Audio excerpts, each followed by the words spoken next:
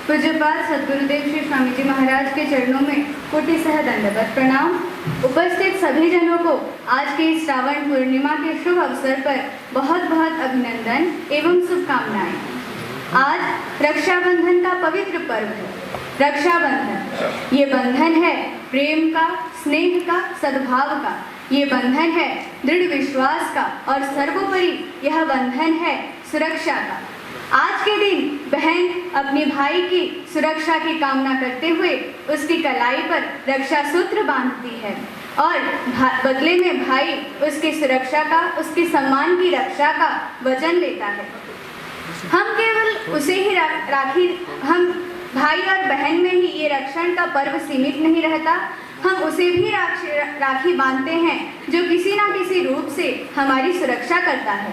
जैसे कि आज के दिन भक्त इस समस्त जगत की सुरक्षा की कामना से अपने प्रभु के चरणों में रक्षा सूत्र समर्पित करता है। एक शिष्य भी अपने गुरु को रक्षा सूत्र अर्पित करता है। आप सब जानते होंगे आज हम गौ माता को भी राखी पहनाते हैं और कई जगहों पर लोग वृक्षों को भी रक्षा सूत्र बंधन करते हैं, क्योंकि वृक्ष ही एक ऐसा है जिससे हमारे जीवन का जो मुख्य उपादान है अम्लजान, वो हमें वृक्ष ही अर्पित करता है। आज हमारे हलधर प्रभु श्री बलराम जी का भी जन्मोत्सव है। हमारे कृषक बलराम को अपने देवता मानते हैं। इसी कारण आज के दिन कृषक भी अपने सभी कृषि उपकरणों को रक्षा सूत्र बंधन करते हैं। आज का यह दिवस हमारे लिए और भी विशेष है क्योंकि आज हमारी प्रज्ञा शक्ति मंडल का 35वां प्रतिष्ठा दिवस भी है। हमारे सनातन धर्म में शास्त्रों में नारी की महानता को वर्णन करते हुए लिखा गया है, यत्र नार्यस्तु पूज्यन्ते रमन्ते तत्र देवता, अर्थात जहाँ नारी की पूजा होती है, जहाँ नारी का सम्मान होता है, देवता वहीं वास करते हैं। समाज में नारियों को सुसंस्कृत, सुसंगठित और जागृत करने के लिए ही पूज्यपाद श्री स्वामी जी महाराज के द्वारा हमारे इस प्रज्ञा शक्ति मंडल का गठन हुआ। और ये जागरण सर्वप्रथम स्वयं से ही प्रारंभ होना चाहिए। यहाँ जागरण का उद्देश्य रात को निद्रा त्याग कर रात को किसी जगह पर जाके जागरण करना नहीं है। यहाँ जागरण का उद्देश्य यह है कि हमारे आत्मिक स्तर पर जागृत होना। नारी को ऐसा बनना चाहिए जिसमें अनंत प्रेम की शक्ति हो और साथ ही उस शक्ति को सही दिशा में प्रयोग करने की प्रज्ञा भी हो। समाज में नारी को भिन्न भिन्न रूप से चित्रित किया गया है।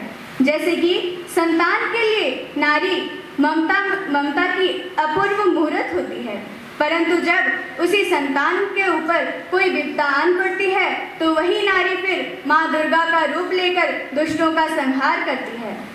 संतान की शिक्षा व संस्कार माँ से ही प्रारंभ होती है, एक नारी से ही प्रारंभ होती है। अर्थात इसका सीधा सा अर्थ यही है कि समाज में संस्कृति होगी, संस्कार होगा या विकृति होगी, ये सब नारी के ऊपर ही निर्भर है। यदि नारी अपनी अस्तित्व, अस्मिता और मर्यादा को भूल जाए तो समग्र समाज विकृत हो जाता है। समाज में अनाचार, व्यभिचार फैल जाता है। परंतु वहीं यदि नारी सुसंस्कृत हो, अपनी मर्यादा में रहे और अपनी संस्कार में दृढ़ रहे तो समस्त समाज सुसंस्कृत हो जाता है। अब ये हमारा दायित्व है, हमारे हाथ में है कि हमें अपनी मर्यादा को भूलकर शूर्पणखा पूतना के पद पर अग्रसर होना है या अपने कर्तव्यों का पालन करते हुए, अपने संस्कारों का पालन करते हुए माता सीता, सावित्री तथा गार्गी के पद पर अग्रसर होना है। अतः आज मैं यहाँ से आप सभी से ये निवेदन करना चाहती हूँ, आइए हम सब अपनी मर्यादाओं का पालन करें, सुसंस्कृत बने और अपने समाज को तथा आगामी भविष्य को सुरक्षित बनाएं।